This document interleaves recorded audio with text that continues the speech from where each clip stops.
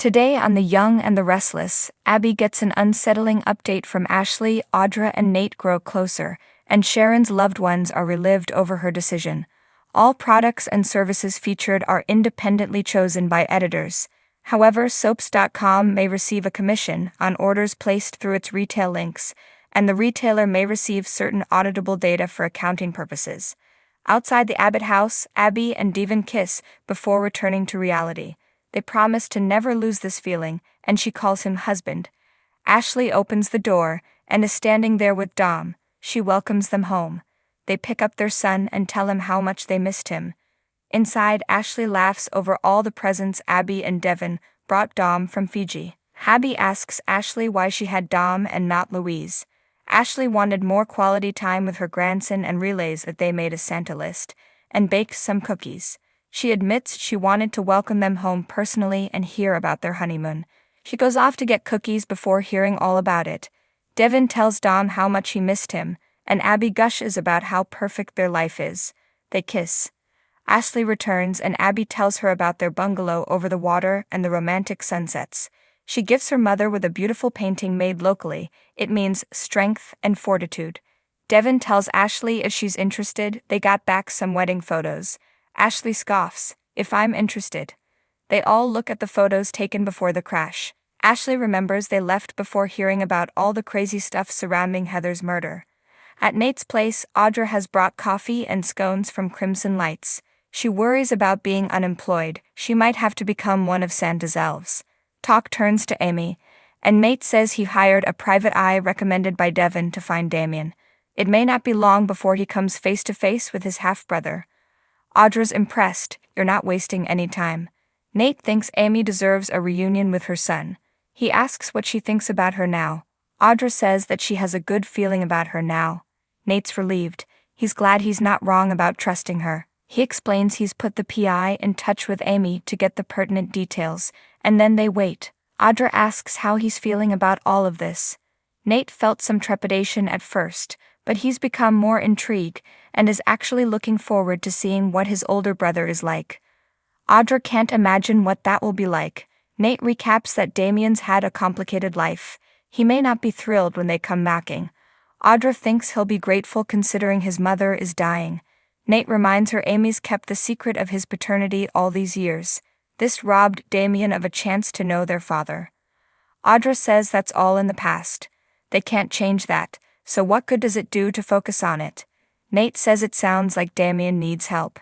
Maybe that will make up for all the opportunities that were lost, for all of them. At Society, neither Faith nor Sharon is eating much breakfast. Faith worries this was a bad idea. She still can't believe her mother was drugged. Who would want to do that to her and why? Sharon admits it's terrifying. She's afraid for herself, but even more so for her family. Sharon says if someone had access to her medication, they've been watching her. She worries that any of them, and even Daniel or Lucy, could still be in danger. They go over convincing an unhappy Noah to stay in London. Sharon tells Faith she also needs to leave and go back to college. Phyllis appears. She agrees. Faith needs to get away from her homicidal whack job of a mother. At Crimson Lights, Ian slips in right behind Mariah's back and listens as she and Nick discuss Sharon's meds being drugged. Nick thinks the most terrifying part of this is that it might be someone they know. They wonder if the pills were altered at the pharmacy or if it was an accident or a random crazy person. Nick's gut tells him there's nothing arbitrary about this. It happened repeatedly. It's not accidental. It's targeted. Mariah hates thinking that somebody could do something so heinous to Sharon, and that it might be someone they know. Ian sits on the patio and eavesdrops as Nick tells Mariah that Chance will reopen the investigation. The police will be all over it. Maria says it's not safe for anybody right now. Ian shakes his head. "Oh, you have no idea with that." He jumps up and leaves. Maria notices the door and tells Nick she's on edge. Nick can only imagine what Sharon's going through.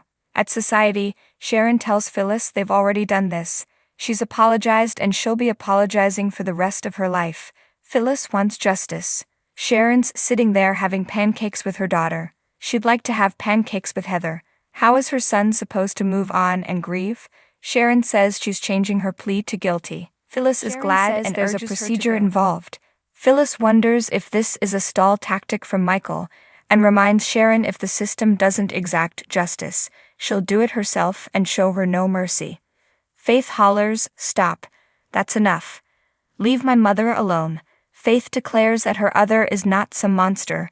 Phyllis sighs, "Faith, I really hate to break it to you, but you have to admit it." Sharon hollers, "Stop it, Phyllis." She tells her she can come at her but not her child. She tells her to get out of there. Phyllis isn't going anywhere and tells Faith she's concerned about her living with an admitted murderer. Faith protests that her mother was drugged. Phyllis rolls her eyes and warns Sharon if she gets away with killing Heather, she will wish she'd gone to prison. Sharon advises her to look out for her own family and leave hers alone. Daniel comes in as Phyllis asks if that's a threat. Sharon and Faith file out and Daniel asks his mother, "What was that?" At Nate's place, Audra thinks he's putting too much pressure on himself to fix things for Emmy and Damien. She muses that it must be his surgeon god complex. Nate just wants to have the best outcome. Audra says if Damien is open to a relationship with him, she has zero doubt he will have a positive impact on his life. He thanks her for that, and for being on his side. They hold hands.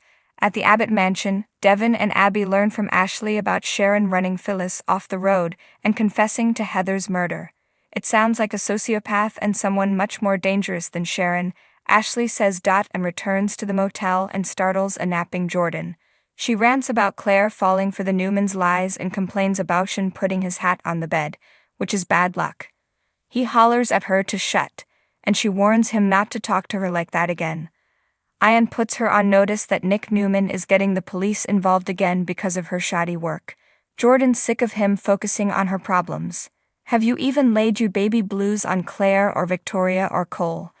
Ian barks, "Priorities." Jordan says it's time for him to scratch her back. She can't stand watching Claire playing tonsil hockey with that nepo baby Kyle Abbott when she raised her to be so pure. Ian says his problems are bigger. They'd have to think fast or the entire plan could be derailed.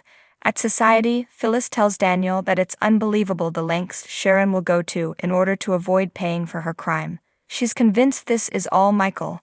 Daniel asks if she has a new defense. Phyllis says they're trying to claim that someone drugged her. Daniel thinks about this.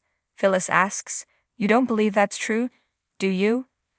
At Crimson Lights, Sharon and Faith tell Nick and Mariah about Phyllis' attack. Sharon is worried about Faith. Yesterday Lucy came after her, today it was Phyllis. And now they've learned someone is targeting her. It's not safe for her there and she should go back to college. What if this person isn't finished yet? Nick is with Sharon on this one. Faith's upset. Nick says there's a predator after her mother and maybe the whole family. Your safety has to be a priority, Faith. Faith appeals to Mariah, but she's with Nick and Sharon. Faith declares that she's not going anywhere, and they can't force her to. They stick together as a family, isn't that what they've always taught her? At Nate's place, he thinks Audra's grown from her experiences. She hopes her judgment has gotten better, but trust isn't really her thing. Nate tells her to follow his lead. It's not nearly as scary as she thinks it is. Audra says what's scary is getting doors slammed in her face. Nate offers to reach out to his cousin again, but Audra wants to do this her way. Besides, Devon already said no and isn't likely to change his mind.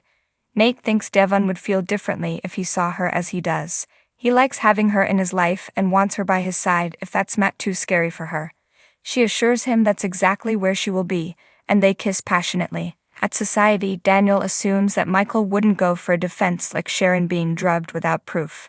Phyllis reminds him how many times Sharon belittled his family and attacked Lucy and made her run away in tears.